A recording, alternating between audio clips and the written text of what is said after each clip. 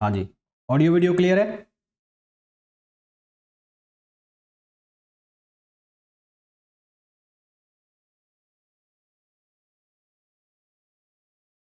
अब आ रही है, अब आ रही है, अब चेक करो। हेलो।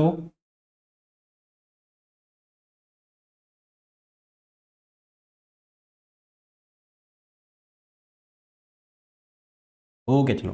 देखो कल, हाँ जी, कल की क्लास में हम लोगों ने पढ़ा था, लास्ट जो हमने पढ़ा था मिलर इंडाइसिस ऑफ डायरेक्शन हमने पढ़ा था, जिसमें हमने मिलर इंडाइसिस एजेस की पढ़ी थी, हमने मिलर इंडाइसिस पढ़ा था फेस डायगोनल का, हमने मिलर इंडाइसिस पढ़ा था इसका जो तुम्हारा है बॉडी डायगोनल उसका। अच्छा, तुम लोग कह रहे थे कि उसकी लीनियर हार्मोनिक ऑसिलेटर जो बचा है उसकी क्लास करनी है। तो लीनियर हार्मोनिक ऑसिलेटर की क्लास या तो हम करेंगे परसों, परसों शाम को 9 बजे एक और क्लास लूंगा, मतलब शाम की क्लास तो लूंगा ही लूंगा मैं 6 बजे वाली, 9 बजे एक क्लास लूंगा, उसमें हम करेंगे वो लीनियर हार्मोनिक ऑसिलेटर। और भी बच्चों का वो बचा हुआ है तो सबको साथ में इकट्ठा करके फिर क्लास करेंगे वो परसों 9 बजे, रात 9 बजे वो क्लास करेंगे मंडे को। कल शाम को क्लास नहीं होगी, कल वर्ल्ड कप का मैच है फाइनल, तो कल शाम को क्लास नहीं होगी। तो परसों एक तो शाम को भी क्लास होगी और रात को 9 बजे भी क्लास होगी, जिसमें मैं फिर वो लीनियर हार्मोनिक ऑसिलेटर जो है उसको कवर करूंगा।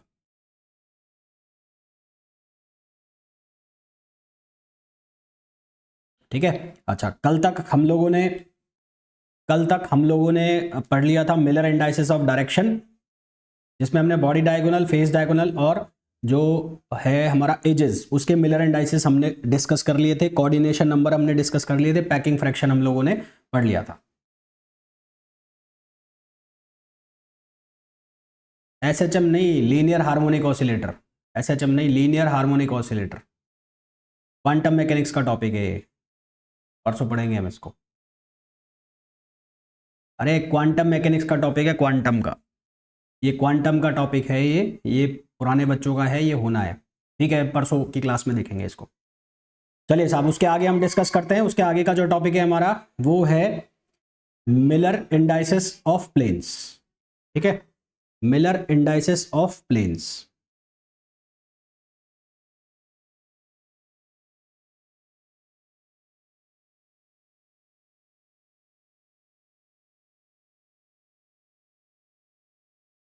मिलर इंडाइसिस ऑफ प्लेन्स,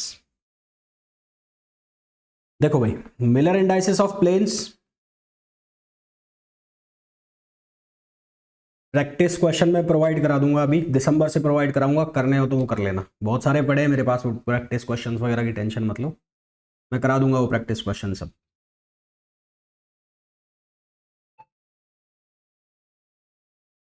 मैं वो प्रोवाइड करा दूंगा तुम लोगों को, बहुत सारे पड़े हैं मेरे पास प्रैक्टिस क्वेश्चंस। देखो भाई, मैंने एक क्यूब बनाया,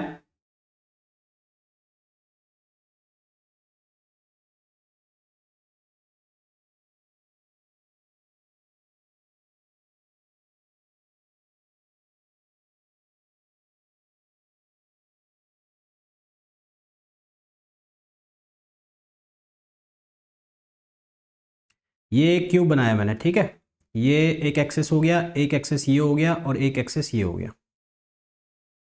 ये एक्सेस को मैंने बोला जेड, ये एक्सेस को मैंने बोला वाई, इस एक्सेस को मैंने बोला वाई। ठीक, क्लियर। मैं ये बात कर रहा हूं कि एक यूनिट सेल है, ठीक है, let consider it is a unit cell. हमने ये मान लिया कि ये एक यूनिट सेल है, ठीक है। यूनिट सेल है तो मतलब इसकी जितनी भी साइड्स हैं वो 1 1 1 है। ये चाहे एक्स डायरेक्शन में बात कर लो, चाहे वाई डायरेक्शन में बात कर लो, और चाहे जेड डायरेक्शन में बात कर लो, हर डायरेक्शन में जो इसकी यूनिट सेल्स हैं वो 1 1 1 है। अब हमें मिलर एंडाइसिस बनाने प्लेन के। मिलर एंडाइसिस प्लेन के किस तरह से बनाएंगे, सबसे पहले हमें इंटरसेप्ट फाइंड आउट करना होता है। इंटरसेप्ट का मतलब क्या होता है कि मान लो मेरे पास ये कोई डायग्राम मैंने ऐसे बनाया हुआ है, एक्स एक्सिस और वाई एक्सिस, और यहाँ पर मैं कोई कर्व बना रहा हूँ y equals to m x plus c का, तो y equals to m x plus c का कर्व होगा यहाँ से स्टार्ट। तो ओरिजिन से जो डिस्टेंस होगी, ओरिजिन से जो डिस्टेंस होगी इसको हम यहाँ पर c से दिखा रहे हैं, और c कहलाएगा इंटरसेप्ट, c कहलाएगा इंटरसेप्ट। तो जो ये एक्सिस होगा, ये एक्सिस जिस पॉइंट पर कट रहा होगा उस पॉइंट को हम नाम देंगे इंटरसेप्ट नाम देंगे। तो अगर मुझसे पूछा जाए कि इस प्लेन का जिसको मैं हैच कर रहा हूँ, जिसकी मैं हैचिंग कर रहा हूँ, इस प्लेन का मिलर इंडाइसिस बताइए, ऐसा मेरे को बोला गया। इस प्लेन को मैं नाम दे देता हूं ए, बी, सी और डी, है ना। हमें ये बोला गया कि find out the Miller indices of plane A B C D. ठीक है, Miller indices of plane A B C D, ऐसा हमें बोला गया। मैं यहां पर ये लिख रहा हूं कि एक यूनिट सेल है। यूनिट सेल का मतलब है जो इंटरसेप्ट है वो 1 1 1 है। तो सबसे पहले तो आपको क्या निकालना है, फाइंड आउट द इंटरसेप्ट। पहला स्टेप क्या होता है, पहला स्टेप वन है find out the intercept. Find out the intercept. Intercept का मतलब कौन सा एक्सिस किस पॉइंट पर कट रहा है वो आपको निकालना है, इंटरसेप्ट। तो मेरे को यहां पर दिख रहा है कि एक्स एक्सिस जो कट रहा है वो किस पर कट रहा है, 1 पर। एक्स एक्सिस पर किस पर कट रहा है, 1 पर, और वाई के पैरेलल है और जेड के भी पैरेलल है। तो अगर कोई प्लेन किसी एक्सिस के पैरेलल है, तो उसका इंटरसेप्ट हो गया इनफाइनाइट। तो इसका जो इंटरसेप्ट हो जाएगा वाई के अगेंस्ट कितना हो जाएगा, इनफाइनाइट, और जेड के अगेंस्ट हो जाएगा इनफाइनाइट। वापस सुनो, यहां पर ये जो काट रहा है प्लेन, यहां पर ये किस पर काट रहा है, यहां से डिस्टेंस कितनी हो गई, 1। तो इसका जो इंटरसेप्ट हो गया x इक्वल्स टू हो गया 1, और प्लेन जिस भी एक्सिस के पैरेलल हो जाता है उसके लिए उसका इंटरसेप्ट का इक्वेशन हो जाता है, या उसके लिए इक्वेशन हो जाती है y equals to infinite, z equals to infinite. यहां तक बात क्लियर है।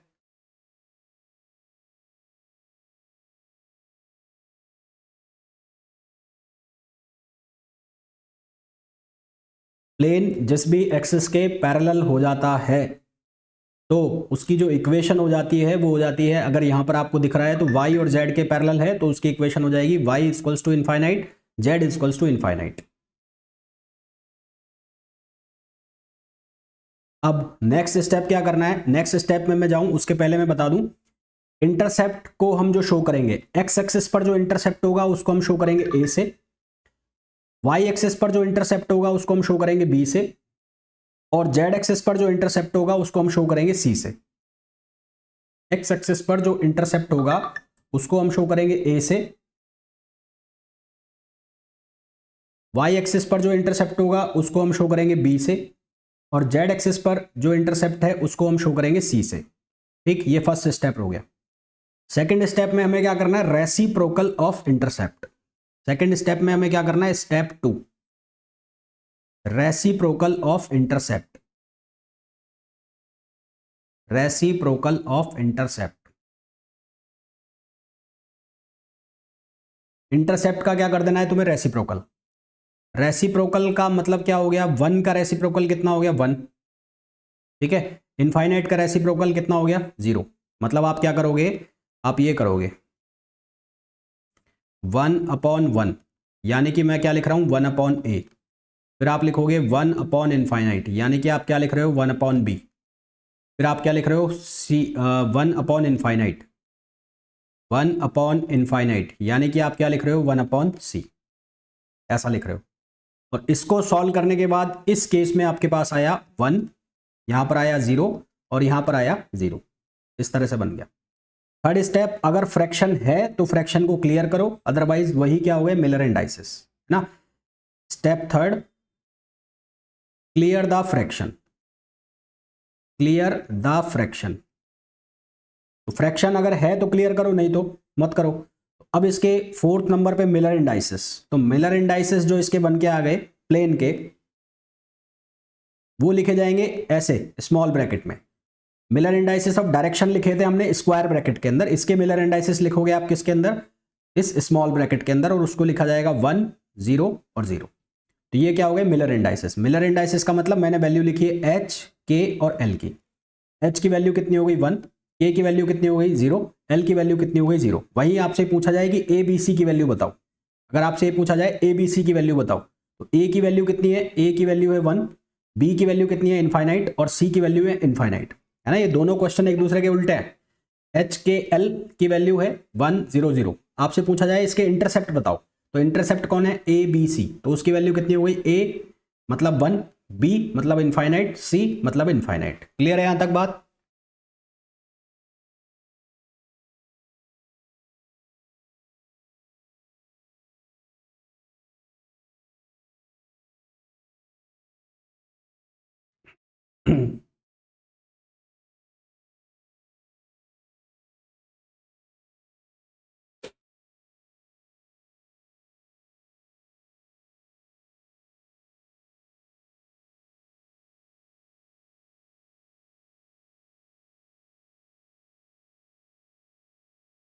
ठीक है, अब नेक्स्ट उस पर आ रहा हूं मैं। अब मेरा सवाल आप लोगों से ये है, इसको मैंने नाम दे दिया, इसको नाम दे दिया ई और इसको नाम दे दिया एफ। ये वाला प्लेन है, ये वाला प्लेन, ये प्लेन है। इस प्लेन के आपको मिलर इंडाइसेस बताने हैं। प्लेन कौन सा हो गया, ए ई एफ बी, है ना।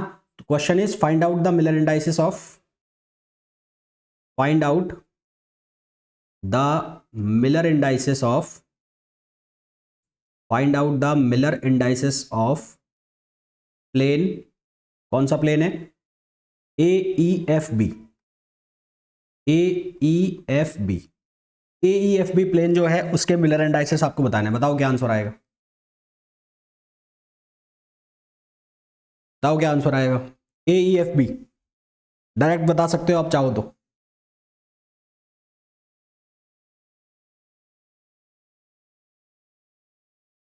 जरूरी नहीं आप स्टेप पूरे फॉलो करो, अगर आप डायरेक्ट बता सकते हो तो डायरेक्ट भी बता दो। 010 किसका आंसर आ रहा है, 010।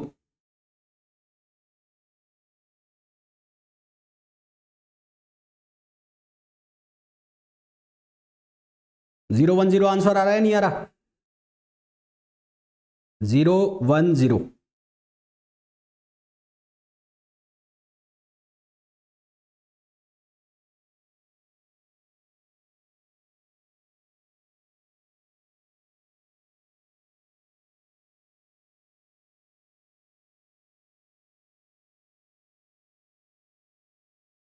आप डायरेक्ट भी बता सकते हो, आपको ऐसे स्टेप्स, अगर मतलब आपको समझ में आ गया और स्टेप्स फॉलो करने की जरूरत नहीं है, आप डायरेक्ट लिख सकते हो। और अगर आप स्टेप करके बता रहे हो तो फिर आप करो। 010 आ गया, हाँ बिल्कुल सही है, 010। और बाकी लोग बताओ, जल्दी बताओ। 010, हाँ बिल्कुल सही है, 010। ठीक है ठीक है। अब next question is, next question is कि अब इसको नाम दे दिया मैंने एफ बी सी और इसको नाम दे देता हूं मैं के। ये जो प्लेन है ये वाला एफ बी सी के, इसके मिलर इंडाइसिस बताने हैं। Miller indices of plane, Miller indices of plane, कौन सा प्लेन, एफ बी सी के, एफ बी सी के। इसके मिलर इंडाइसिस क्या होंगे, एफ बी सी के।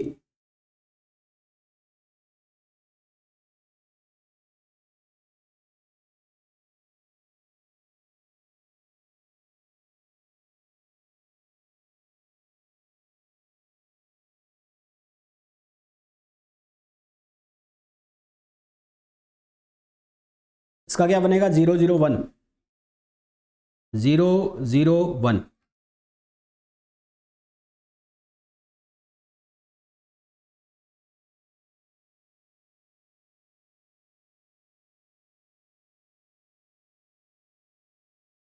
बनाइए।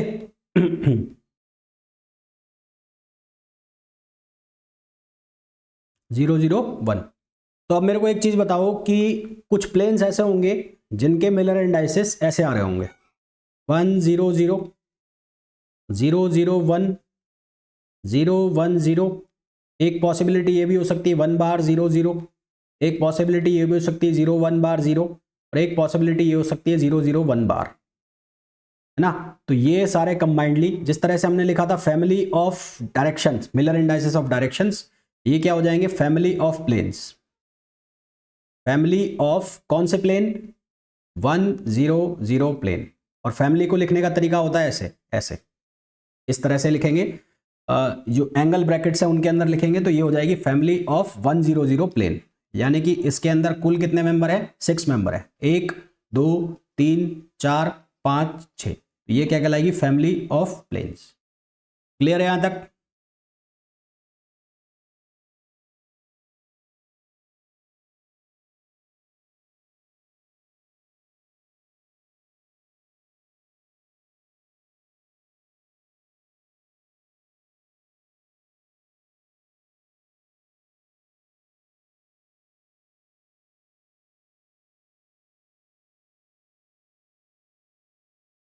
अब मेरे को आप प्लेन मिलर इंडाइसेस बताओ, मैं वापस से डायग्राम बना रहा हूँ।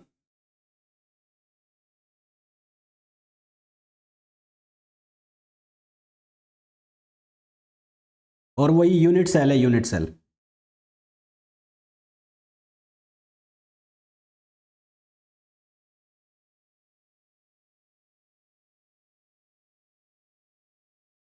नाउ द क्वेश्चन इज, ये है x, ये है y और ये है z।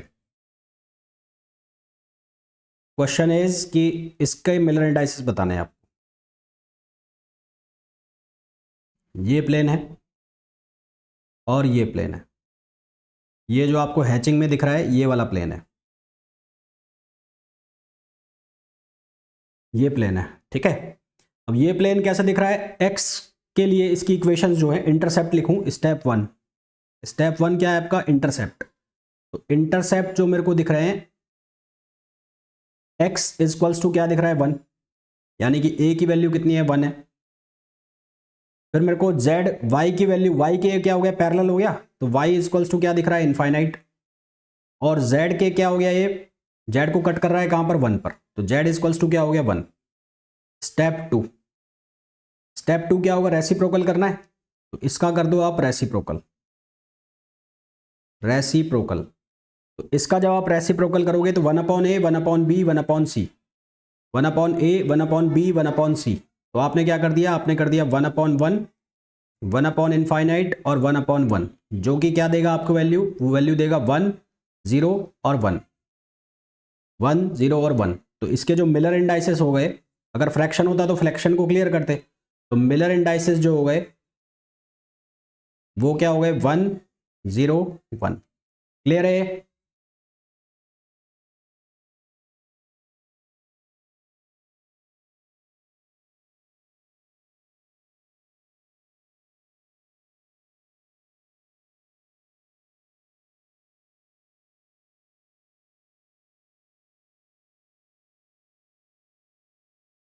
हाँ, 101 आ गए, 101।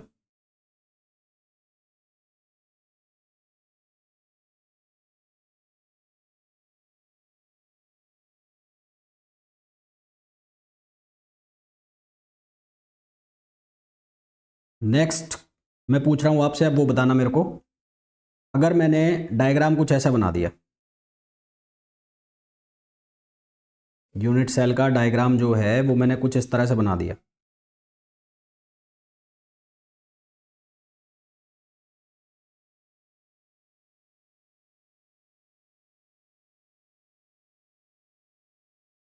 ये डायग्राम है। अब जो प्लेन है वो कुछ इस तरह से है।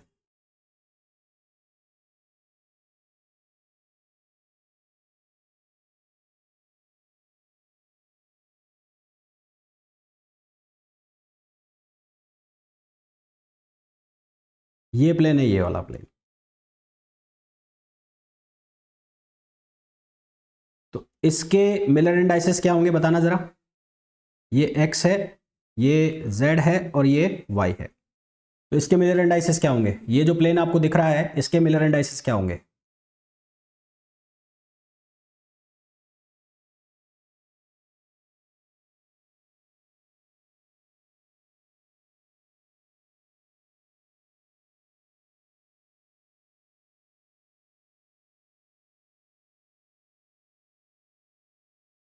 वन वन जीरो,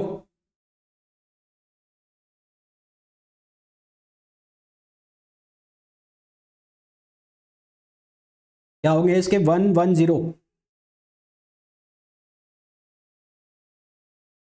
110 आंसर आ गया।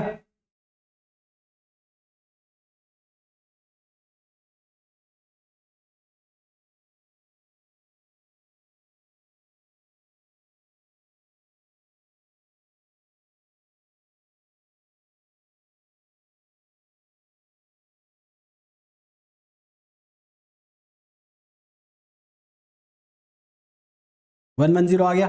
नेक्स्ट बताओ।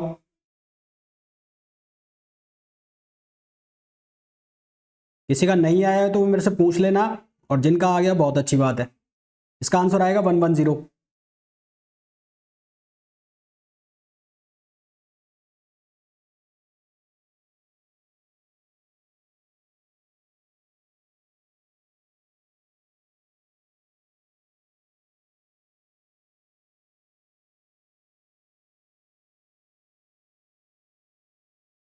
अब आपको बताना है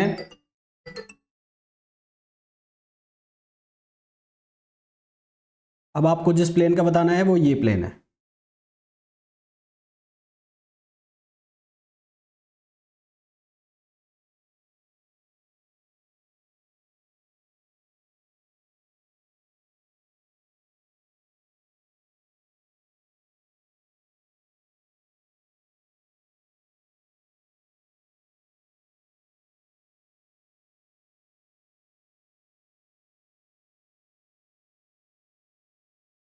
इसका क्या आएगा आंसर?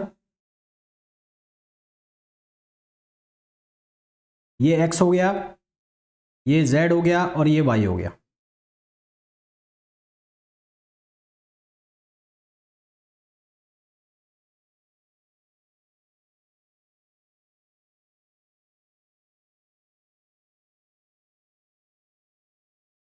जीरो वन वन, 0 1 1 सही है।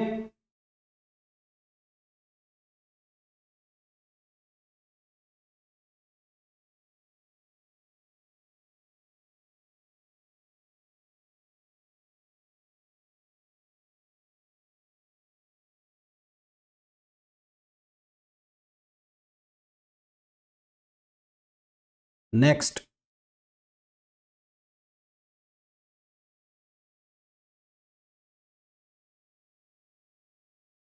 अब क्वेश्चन में थोड़ा सा चेंज है।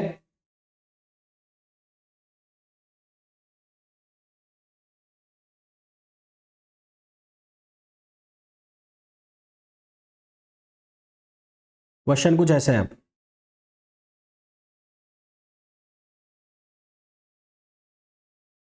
अब ये प्लेन है। अब प्लेन जो है वो ऐसे है।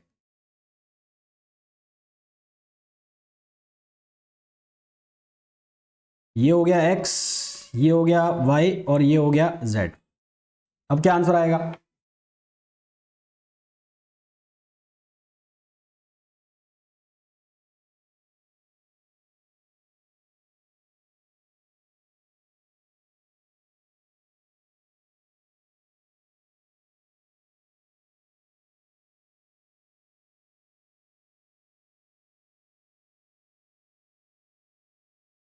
इसके मिलर इंडाइसेस कितने होंगे? 1 1 1 1 1 1 आंसर आ रहा है सबका।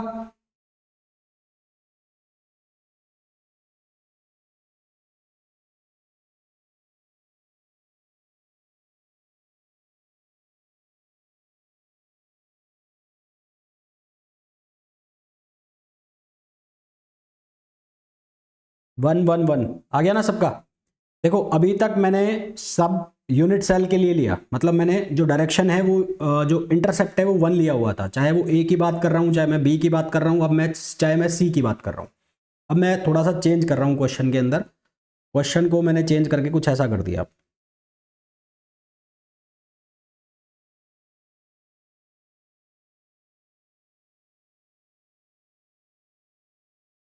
ये x, ये y और ये z।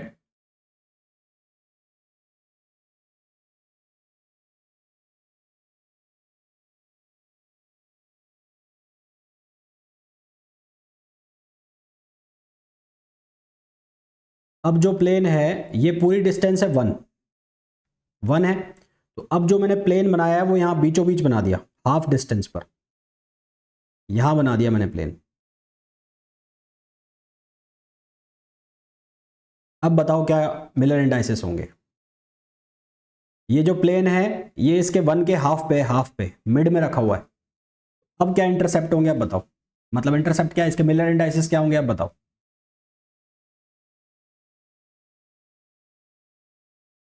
इसको y कर लो और इसको z कर लो। ये y है और ये z है।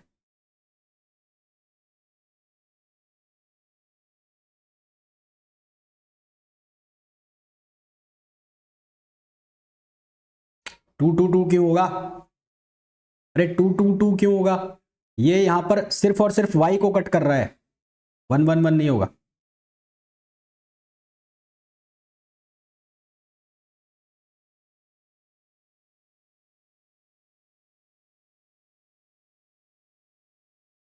गलत। भाई फर्स्ट स्टेप क्या है, स्टेप वन।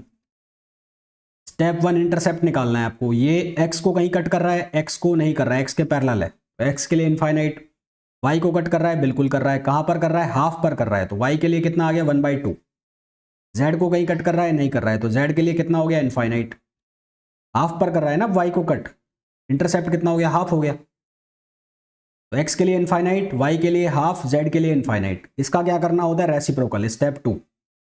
स्टेप टू में क्या है इसका रेसिप्रोकल, 1/इनफाइनाइट। 1/2 का कितना हो गया 2, और जेड का कितना हो गया 1/इनफाइनाइट। 1/इनफाइनाइट कितना बन जाएगा 0, ये बन जाएगा 2, ये बन जाएगा 0। तो इसके जो मिलर इंडाइसिस हो गए वो कितने हो गए 0 2 0। इसके जो मिलर इंडाइसिस है इस प्लेन के वो कितने हो गए 0 2 0। क्लियर है यहां तक बात।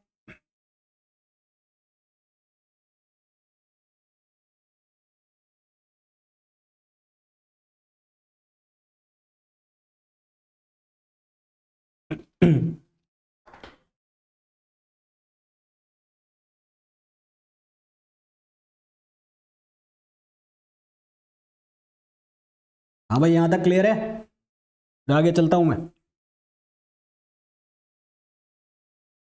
अब बताओ मेरे को नेक्स्ट प्लेन।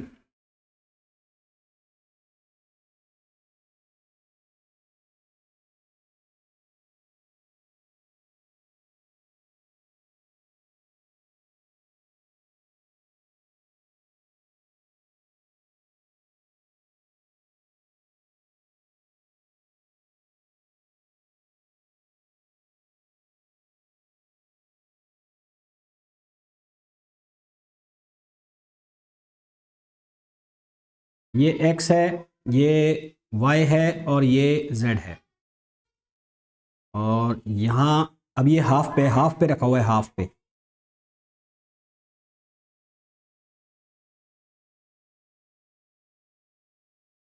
यूनिट सेल है और हाफ पर रखा हुआ है, ये प्लेन का मिलर इंडाइसिस बताना है। बताओ क्या आएगा। मैं कुछ डायग्राम्स बना रहा हूं, आप इनके आंसर निकाल के बताते रहो मेरे को। ये है ए, इसका आंसर फिर मैंने बना दिया कुछ ऐसा, एक्स वाई और जेड।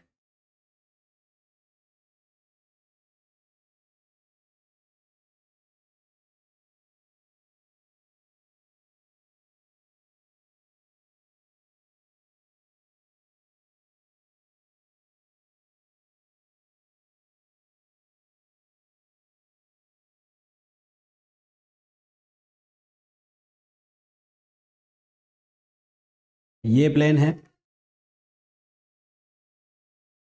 ये हाफ पे कट कर रहा है इसको, हाफ पे मिडिल में। ये बी है। 1 1 0 क्यों होगा इसका, 0 0 2 आंसर आएगा इसका, 0 0 2।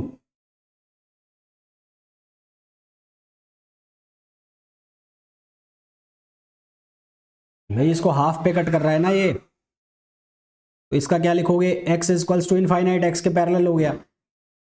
वाई के भी क्या हो गया, पैरेलल हो गया। जेड को कहाँ कट कर रहा है 1/2 पर, जेड को 1/2 पे कर रहा है। तो क्या आंसर आ जाएगा 1/0, 1/0 और ये 2, 1/इनफाइनाइट, सॉरी 1/इनफाइनाइट, 1/इनफाइनाइट और 2। तो क्या बन जाएगा, ये बन जाएगा 0 0 2।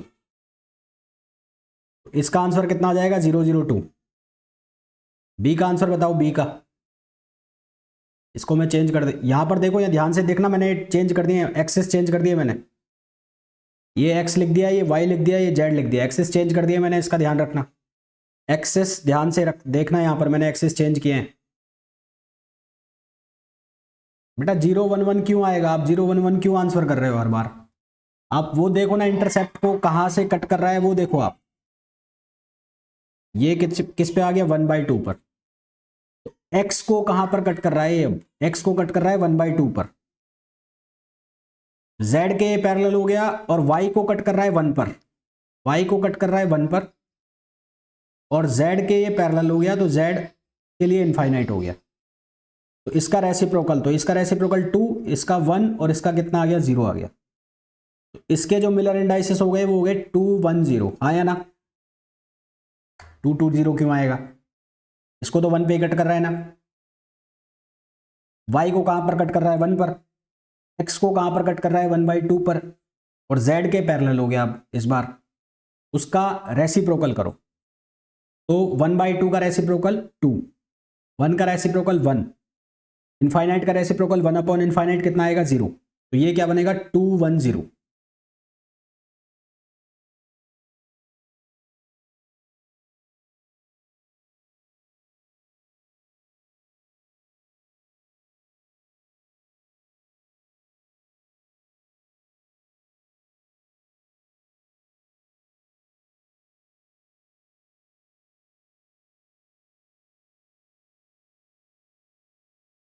क्लियर है यहां तक?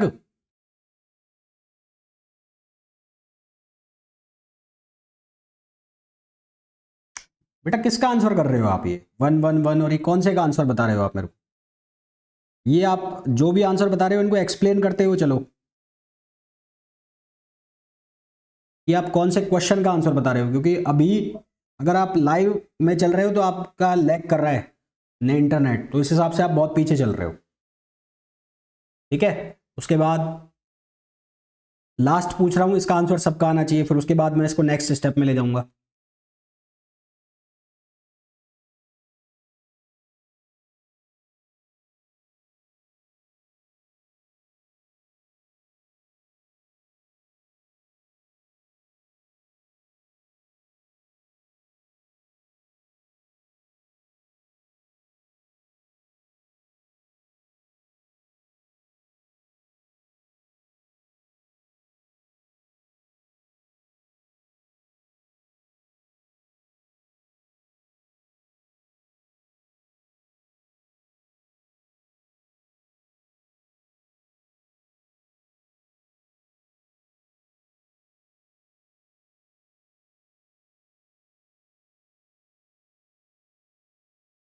ये है, ये इसको मिडिल में कट कर रहा है, मिडिल में, यहां पर भी मिडिल में कट कर रहा है और यहां पर भी मिडिल में कट कर रहा है।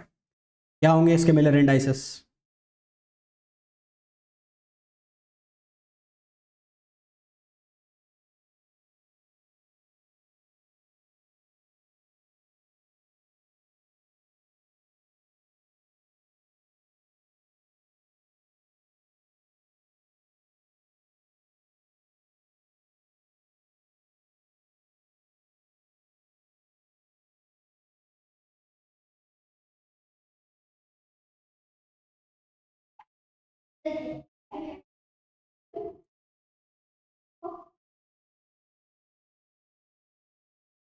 इसका आंसर क्या आ जाएगा? 222। इसके मिलर इंडाइसेस जो हैं वो क्या आ जाएंगे? 222।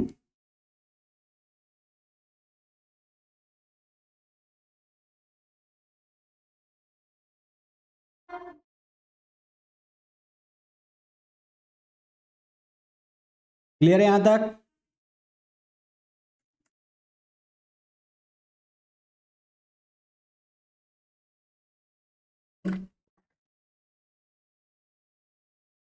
तो अभी तक मैंने आपको जितने भी क्वेश्चंस कराए हैं उन सभी क्वेश्चंस में मैंने प्लेन ऐसे लिए हैं जो कि ओरिजिन से पास नहीं हो रहे हैं। अब अगर मैं ऐसा प्लेन लूं जो ओरिजिन से पास हो रहा है, अब अगर मैं ऐसा प्लेन लूं जो ओरिजिन से पास हो रहा है, तो उस केस में आप मिलर इंडाइसिस कैसे बताओगे वो अब मैं बताने वाला हूं। ठीक है, तो if plane is passing through origin, if plane is passing through, if plane is passing through the origin, यदि जो प्लेन है वो ओरिजिन से पास हो रहा है, कहने का मेरा मतलब है कि अगर मैं ये कंडीशन दे दूं आपको, ये कुछ ऐसी कंडीशन दे देता हूं मैं, x y और z, और कंडीशन मैंने कुछ ये डाल दी,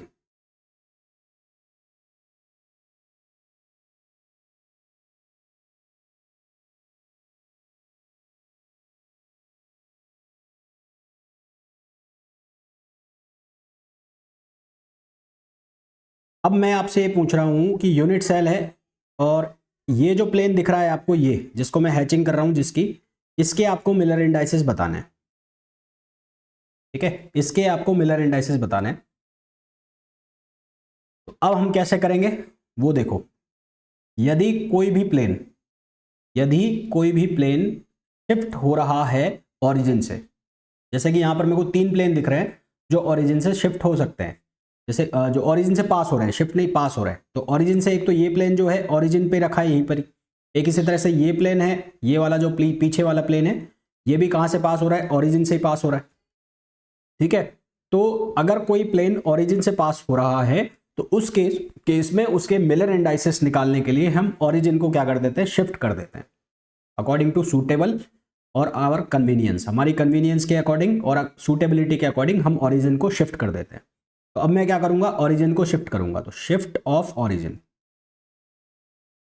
शिफ्ट ऑफ ओरिजिन, इस केस के लिए अब मैं इसको चेंज करूंगा। चेंज करने का मतलब है कि मैंने वापस से ऐसा बनाया,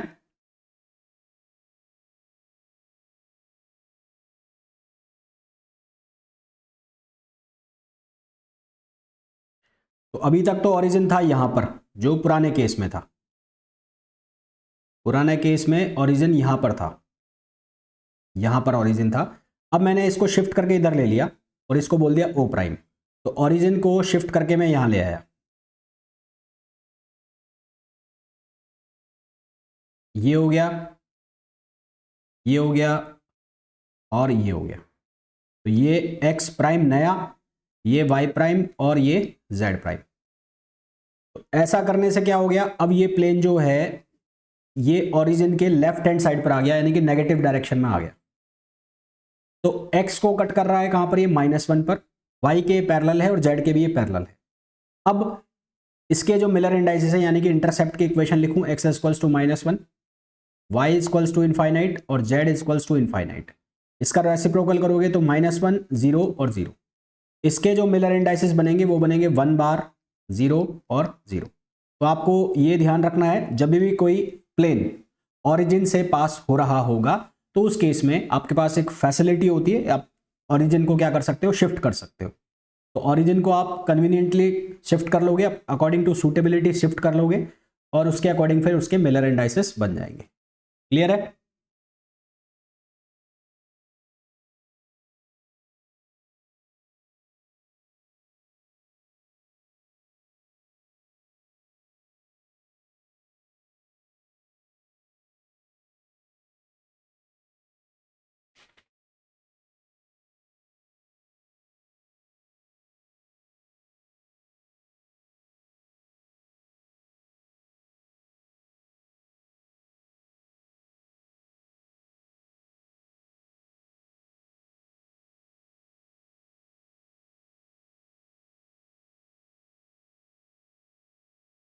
ठीक है, अब इसके बाद एक नई चीज हम पढ़ते हैं और वो क्या है, वो है interplanar spacing of planes. Interplanar spacing, interplanar spacing. अब इसका डेरिवेशन तो मैं तुम्हें कराऊंगा नहीं, क्योंकि डेरिवेशन का कोई मतलब नहीं है। इंटरप्लेनर स्पेसिंग बिटवीन प्लेन्स, तो इसका फॉर्मूला आपको याद होना चाहिए, इसके क्वेश्चंस कैसे सॉल्व होते हैं वो आपको आना चाहिए। डेरिवेशन का इसका कोई सेंस है नहीं, कोई मीनिंग नहीं है इसका डेरिवेशन करने का। तो होगा क्या कि हमारे पास दो प्लेन्स हैं, उन प्लेन्स के बीच की हमें परपेंडिकुलर डिस्टेंस जो होगी उसको हम नाम देंगे इंटरप्लेनर स्पेसिंग। फॉर एग्जांपल अगर मैं दो प्लेन आपको ऐसे बना के दिखा दूं, ये दो प्लेन है कोई, और वो दो प्लेन पैरेलल प्लेन है,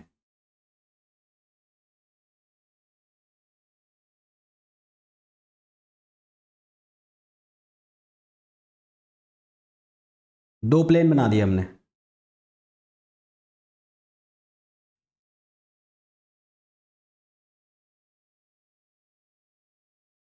तो ये दो प्लेन है, दो पैरेलल प्लेन्स के बीच की जो परपेंडिकुलर डिस्टेंस होगी, इनके बीच की जो परपेंडिकुलर डिस्टेंस होगी उसको हम नाम देंगे इंटरप्लेनर स्पेसिंग। तो perpendicular distance, perpendicular distance, distance between two planes, between two planes is known as interplanar space, interplanar spacing, इसको हम नाम देंगे इंटरप्लेनर स्पेसिंग में। इस इंटरप्लेनर स्पेसिंग का फॉर्मूला फिक्स होता है, वो आपको याद रखना पड़ेगा। फॉर्मूला क्या होता है? डी।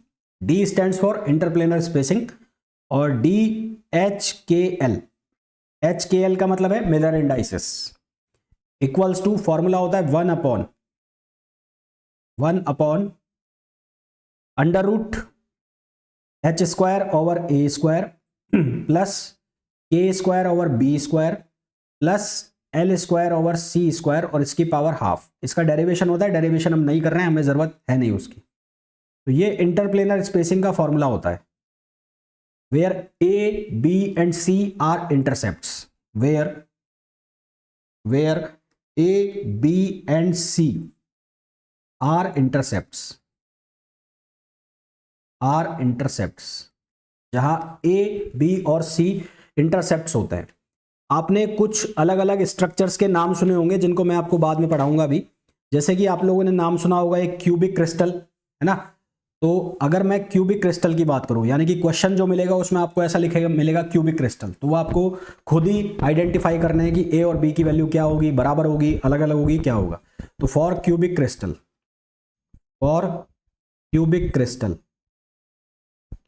क्यूबिक क्रिस्टल के लिए क्या होगा? ए बराबर बी बराबर सी होगा, और cubic crystal A equals to B equals to C. For tetragonal और क्यूबिक एंड रोम्बोहेड्रल, और रोम्बोहेड्रल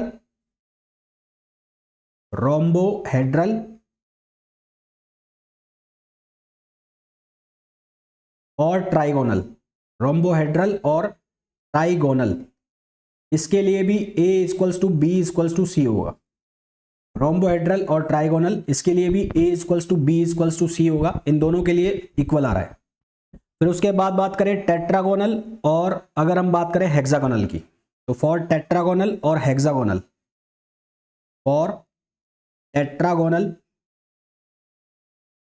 एंड हेक्सागोनल, टेट्रागोनल और हेक्सागोनल के लिए ए और बी इक्वल होंगे और सी इनके इक्वल नहीं होगा। सी इनके इक्वल नहीं होगा। मेरा कहने का मतलब यह है कि अगर आपको क्वेश्चन में बोला जाए कि इंटरप्लेनर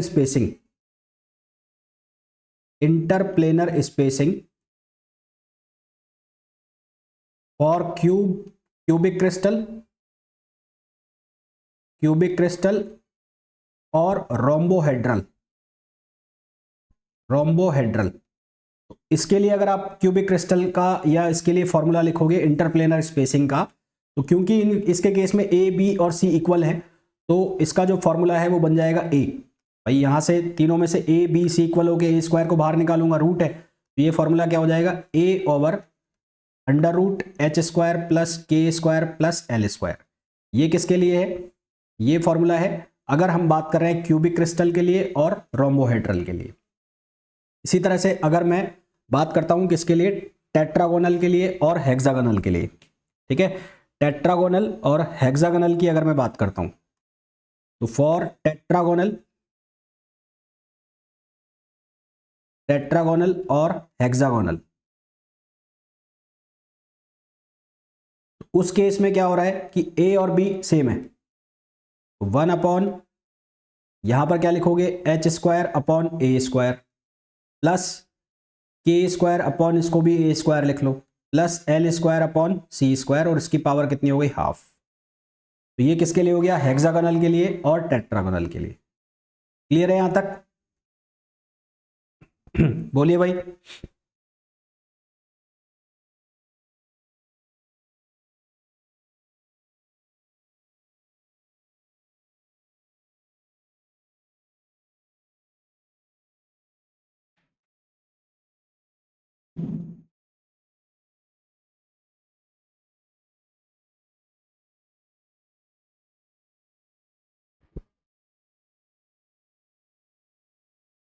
क्लियर है यहां तक?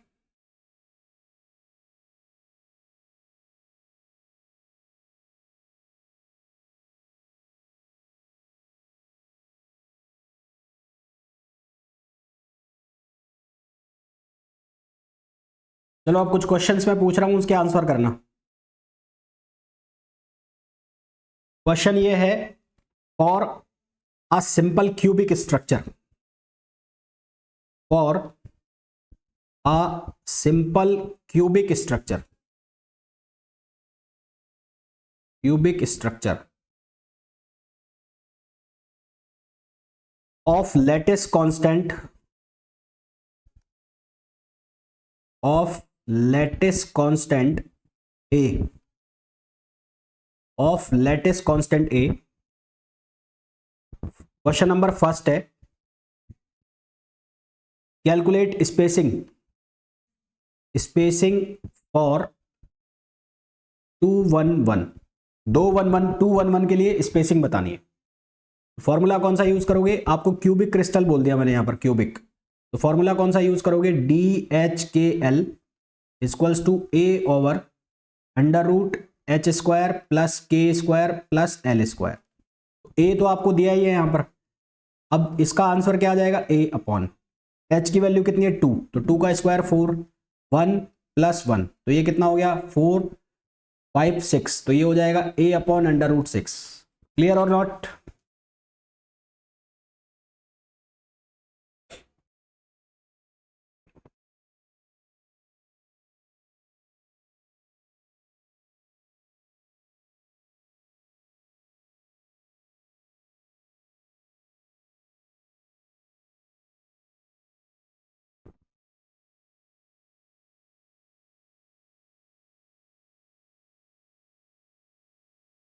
इसका आंसर बताओ।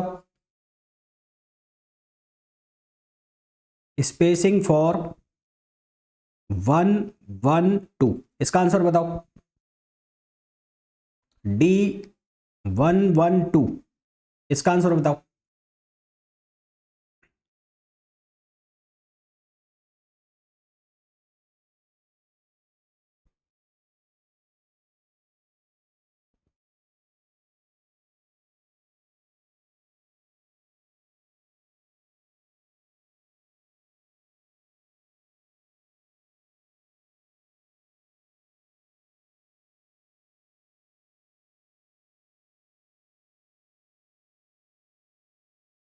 क्या आंसर आएगा? ए अपॉन रूट 6।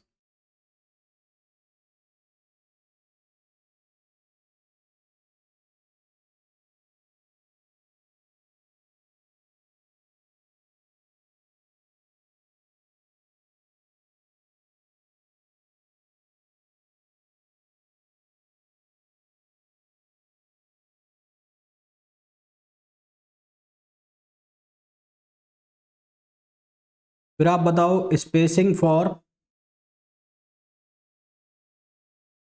110, फिर बताओ आप स्पेसिंग फॉर 100, इन दोनों के आंसर और बताओ। D110 और D100, इनके आंसर भी बताओ। हाँ बिल्कुल सही है, बिल्कुल सही है।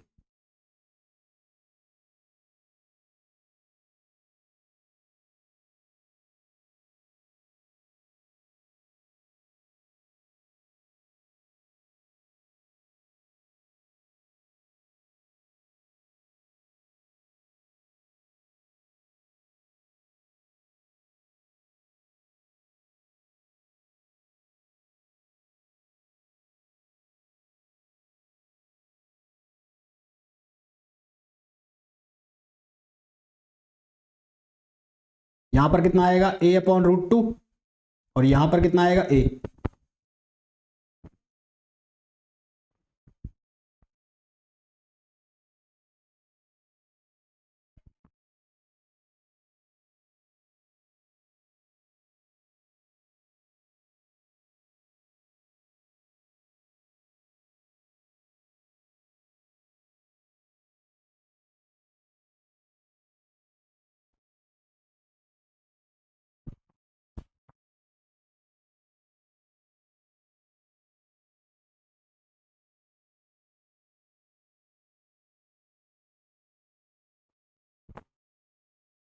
सही है, बिल्कुल सही है।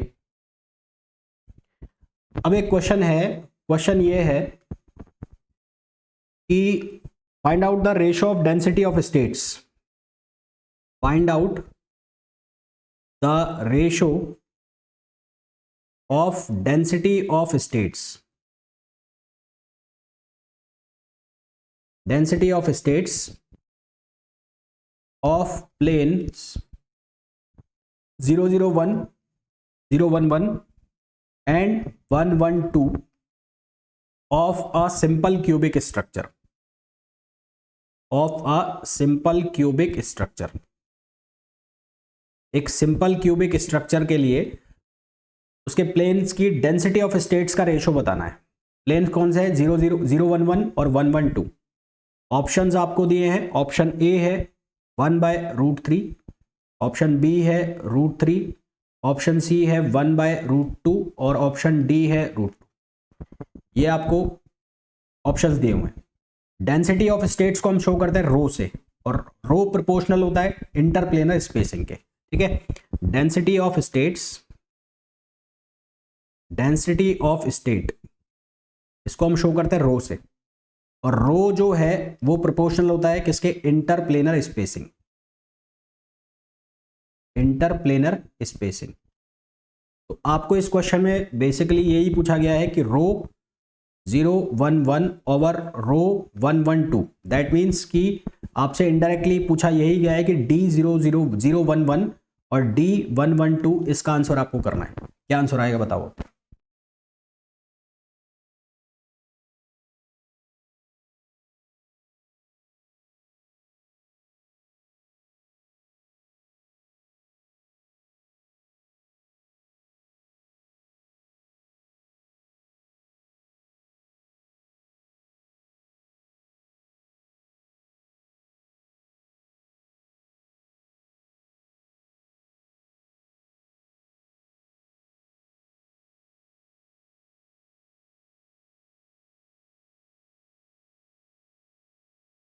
क्या आंसर आएगा? √3 आएगा भाई। फर्स्ट में निकालोगे तो फर्स्ट में क्या आंसर आ जाएगा? A/√2, और इधर आंसर निकालोगे तो वो क्या आएगा? A/√6, और इसको सॉल्व करोगे तो आंसर क्या आ जाएगा? √3, है ना। तो आंसर क्या आ जाएगा? √3।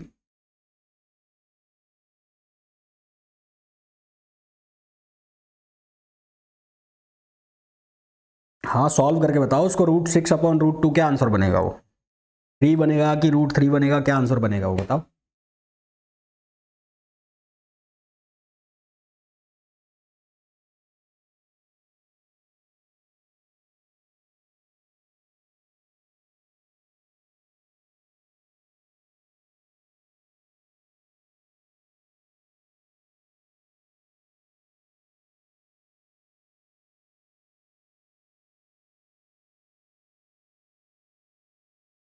अभी मैंने, हाँ, बी आंसर आ जाएगा बिल्कुल। अभी मैंने आपको जितने भी क्वेश्चंस कराए हैं ये मैंने आपको सिंपल क्यूब के कराए हैं।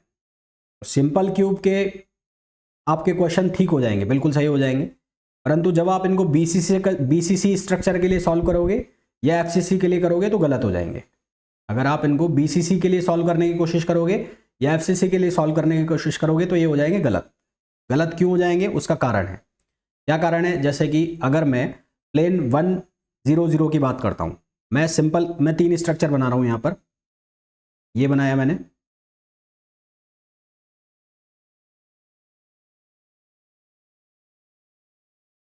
ये x, ये y और ये z।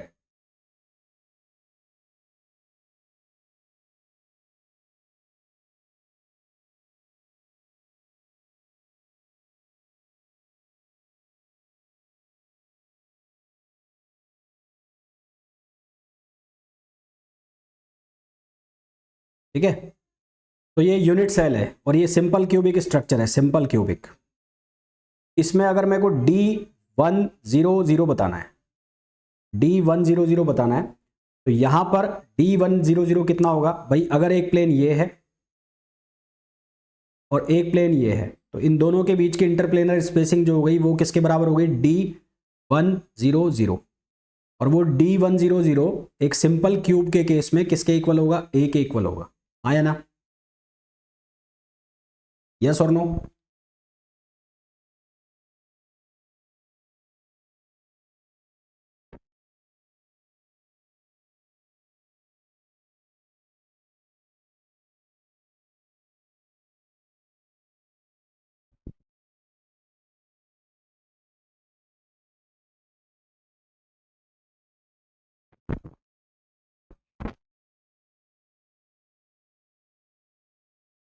अब अगर मैं वहीं बीसीसी की बात करता हूं, बीसीसी की, तो बीसीसी के केस में क्या होगा कि बीसीसी जो स्ट्रक्चर है वो नॉन प्रिमिटिव है। भाई ये कौन सी स्ट्रक्चर है? प्रिमिटिव है, क्योंकि जितने भी लेटिस पॉइंट्स हैं, जितने भी एटम्स हैं, वो वो कहां पर बैठे? लेटिस पर बैठे हैं, उनके अलावा कहीं पर भी कोई एटम नहीं है। तो ये जो स्ट्रक्चर है ये कौन सा है? प्रिमिटिव है। प्रिमिटिव नॉन प्रिमिटिव क्या है इसको हम अच्छे से समझ चुके हैं पहले ही। तो अब हम बात कर रहे हैं इसकी। तो ये हो गया एक्स, ये हो गया वाई, और ये हो गया जेड।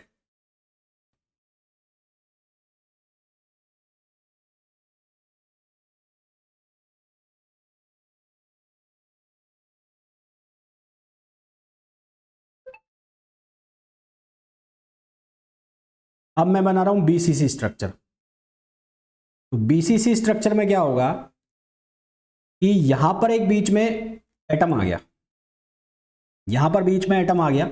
तो अब मैं D110 अगर ए लिख देता हूं तो ये हो जाएगा गलत। क्यों गलत हो जाएगा? क्योंकि मेरे को अब ये जो एटम है इसको किसी प्लेन पर लेना पड़ेगा, और इसको जब मैं किसी प्लेन पर लूंगा, यानी कि इसके लिए मेरे को एक एक्स्ट्रा प्लेन इंट्रोड्यूस करना पड़ेगा यहां पर, और वो एक्स्ट्रा प्लेन मैंने ऐसे इंट्रोड्यूस किया यहां पर, ये बीच में रखा होगा। तो यहां पर मेरे को एक एक्स्ट्रा प्लेन इंट्रोड्यूस करना पड़ेगा, और जैसे ही मैं एक्स्ट्रा प्लेन इंट्रोड्यूस करूंगा तो ये जो पूरी की पूरी डिस्टेंस थी ये इनके बीच में आ गया, बीच में आ गया। तो अब ये जो डिस्टेंस है ये हो गई D110, और D110 जो है पहले वाली लेंथ की कितनी हो गई? हाफ हो गई है। इंटरप्लेनर स्पेसिंग होती क्या है? वो क्या होती है? दो पैरेलल प्लेन्स के बीच की डिस्टेंस। तो अब जो दो पैरेलल प्लेन्स के बीच की डिस्टेंस है वो हो गई है हाफ, है ना? तो वो कितनी हो गई? A/2। क्लियर? ये बीसीसी के लिए।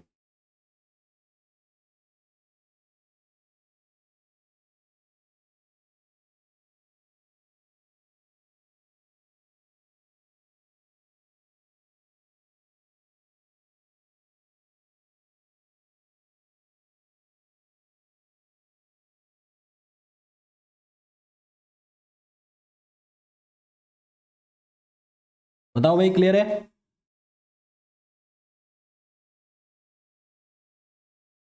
Yes, no?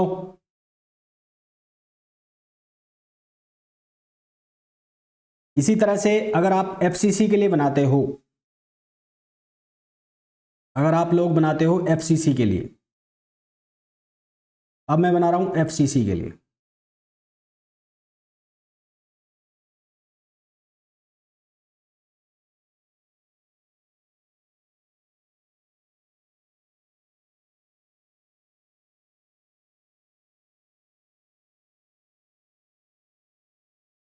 ये हो गया एक्स, ये हो गया वाई, और ये हो गया जेड। एफसीसी में भी क्या होगा? उसके फेस पर एटम्स होंगे। एक यहां हो गया, एक यहां हो गया, एक यहां हो गया, और एक यहां हो गया। तो अगर मेरे को D110 निकालना है यहाँ पर, D100, यानी कि इन दोनों प्लेन्स के बीच की बात चल रही है, इन दोनों प्लेन्स के बीच की। तो अब मेरे को कुछ जो पॉइंट्स है, कुछ एटम्स हैं वो ऐसे दिख गए जिनके लिए मेरे को एक्स्ट्रा प्लेन इंट्रोड्यूस कराना पड़ेगा। तो एक्स्ट्रा प्लेन किसके लिए इंट्रोड्यूस होगा? इनके लिए।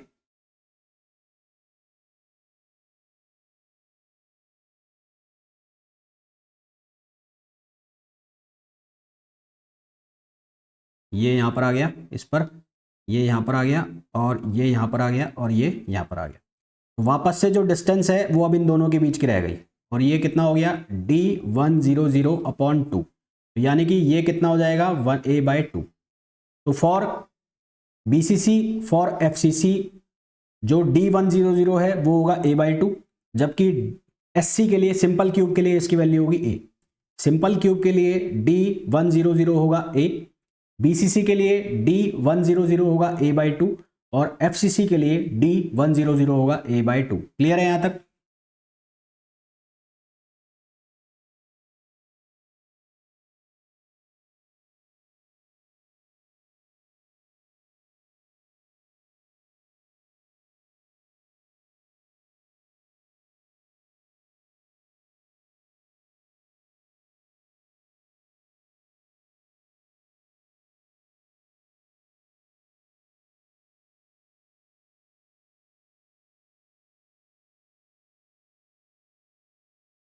ठीक है, ये ऑब्जेक्टिव क्वेश्चन है, सीधे सीधे इनको याद रखना आप।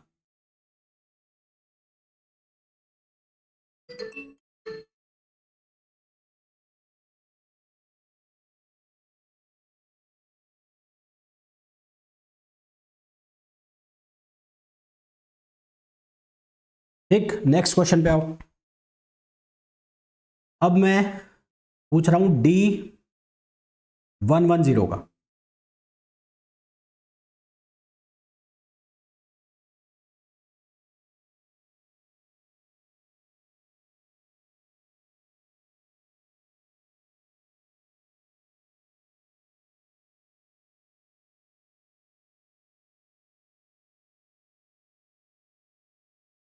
ये X है, ये Y है और ये Z है।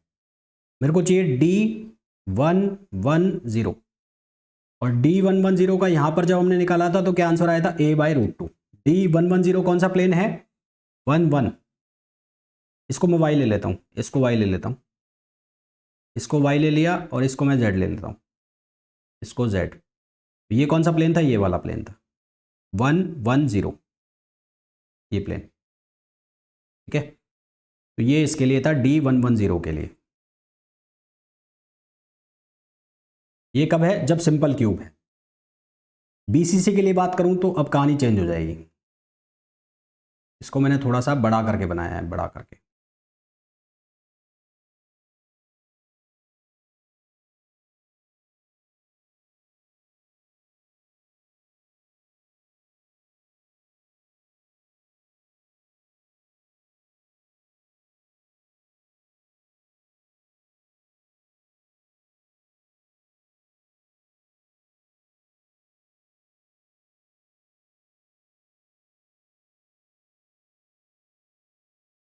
तो BCC के लिए क्या होगा कि एक एटम तो यहां आ गया, ठीक है, यहां पर आ गया। आपको वैल्यू चाहिए किसकी, D110 की। तो D110 कौन सा प्लेन होगा, ये X है, ये Y है और ये Z है। तो 110 कौन सा प्लेन है, जो यहां से पास हो रहा है।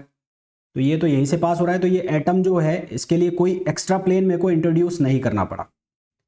ये जो एटम है ये इसी प्लेन में आ गया, कोई एक्स्ट्रा प्लेन मेरे को इंट्रोड्यूस नहीं करना पड़ा।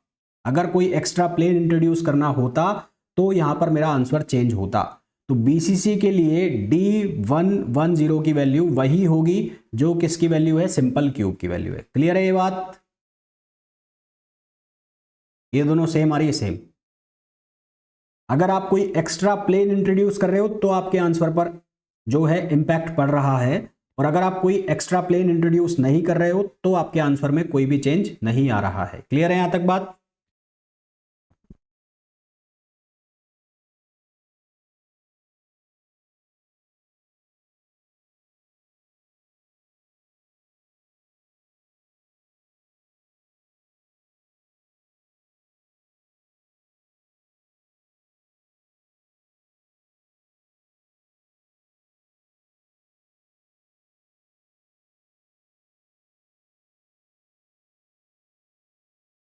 और अब अगर मैं इसको FCC के लिए बनाऊं, FCC के लिए अगर मैं इसको बनाऊं,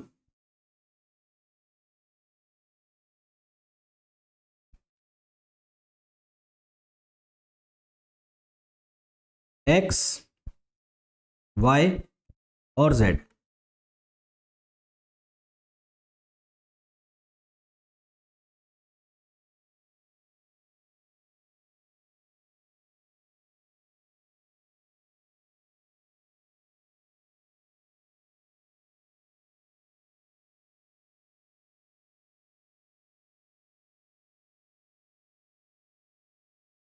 एक, दो, तीन, चार, 5 और 6। प्लेन कौन सा है, D110। ठीक है, 110। 110 का कौन सा बनेगा, ये प्लेन बनेगा कुछ, ये प्लेन यहां से पास हो रहा होगा, यहां नीचे से पास हो रहा होगा, और ये बन रहा है, ये प्लेन बन रहा है।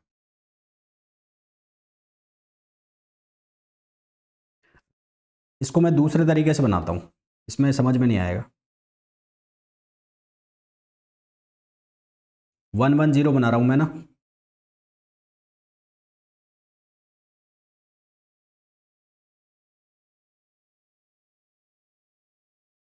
110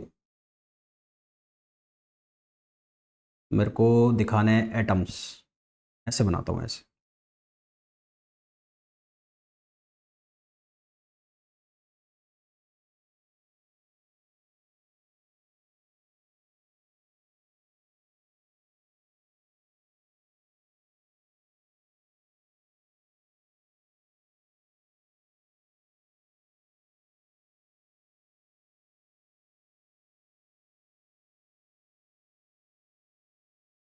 तो मैंने ऐसे बना लिया यूँ, ये y है, ये x है और ये z है। एक एटम ये हो गया, एक एटम ये हो गया, एक एटम ये हो गया, एक एटम ये हो गया, एक ये हो गया और एक ये हो गया नीचे वाले प्लेन। 110 प्लेन दिखाना है तो 110 कौन सा हो जाएगा, ये हो जाएगा, ये वाला प्लेन। तो ये नीचे से इसको तो कवर करता हो जाएगा यहाँ पे, और ये कवर हो जाएगा। इसके अंदर कौन कौन से कवर हो गए, ये पीछे, ये वाला पीछे वाले प्लेन में है और ये वाला पीछे वाले प्लेन में, ये पीछे चले गए। तो ये एक तो ये कवर हो गया यहाँ से, ये वाला, और एक ये वाला जो एटम है ये दोनों कवर हो गए, तो ये कवर हो गए। अब क्या बच गया, ये दोनों जो एटम्स है, ये दोनों एटम्स, इन दोनों के लिए मेरे को एक एक्स्ट्रा प्लेन इंट्रोड्यूस करना पड़ेगा। इन दोनों के लिए मेरे को एक एक्स्ट्रा प्लेन इंट्रोड्यूस करना पड़ेगा, और उस एक्स्ट्रा प्लेन के बाद फिर इसका हमारे पास आंसर निकलेगा। पहले तो ये बताओ, ये डायग्राम ज्योमेट्री समझ में आ गई क्या?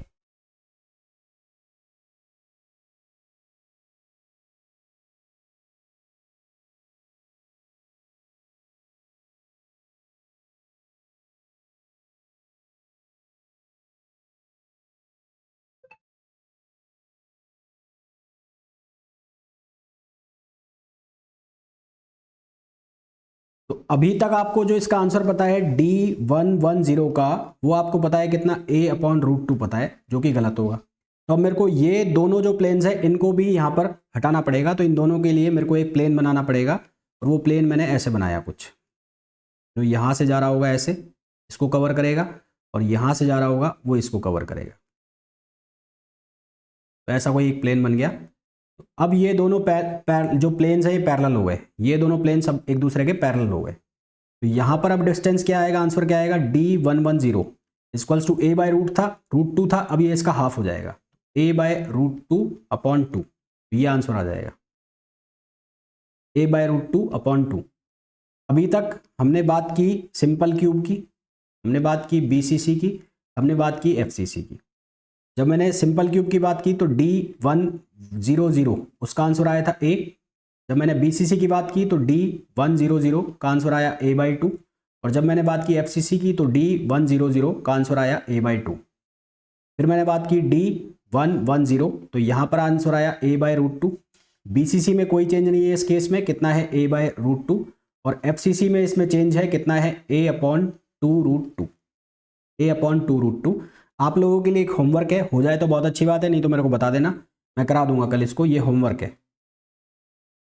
कि D111 ये तो पता ही है आपको, ये आंसर कितना आएगा a/√3।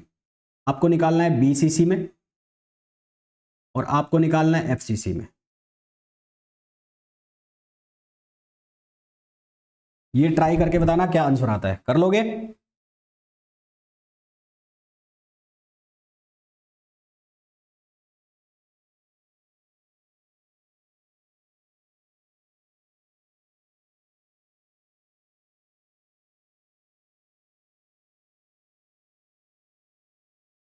ये ऑब्जेक्टिव क्वेश्चन है भाई, इनको अपने नोट्स में लिख लेना, अगर नोट्स जो तुम बना रहे हो उसमें इसको मेंशन कर लेना, लिख लेना ये दोनों चीज़ें।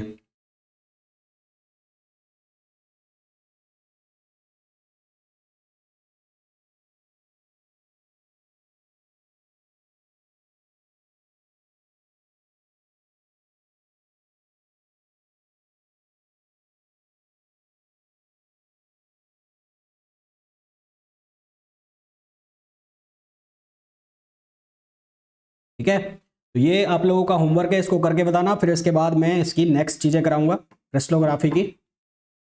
इसके बाद कुछ क्वेश्चंस हम करेंगे, फिर हम आएंगे जो टाइप ऑफ 3D स्ट्रक्चर्स होते हैं, 2D स्ट्रक्चर्स होते हैं, उनके ऊपर। फिर हम आएंगे रेसिप्रोकल लैटिस में। रेसिप्रोकल लैटिस के बाद हम बात करेंगे एक्सरे डाइफ्रैक्शन। एक्सरे डाइफ्रैक्शन के बाद फिर हम बात करेंगे लावेज मेथड की। लावेज मेथड के बाद हम फिर बात करेंगे बॉन्डिंग्स की, क्रिस्टल बॉन्डिंग्स की।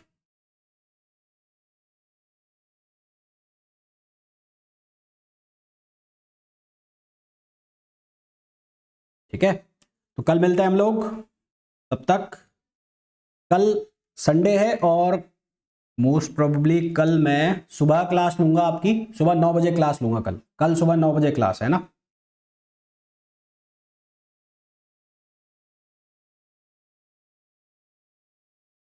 कल शाम को क्लास नहीं, कल सुबह 9 बजे क्लास है।